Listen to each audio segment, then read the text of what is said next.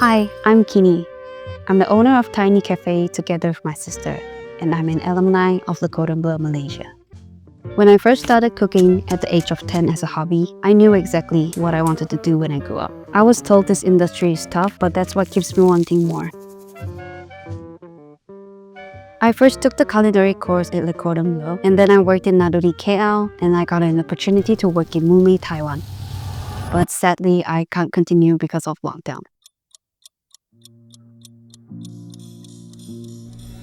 That's when I discovered plant-based cuisine. I started a small online business in my home kitchen. We faced some challenges, but I was well trained under pressure by the chefs in the Cordon Bleu.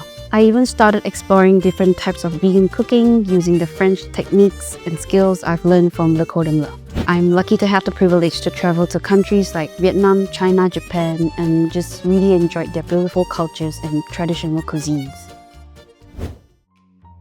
My sister and I took over an old cafe, renovated it, and rebranded it as Tiny Cafe.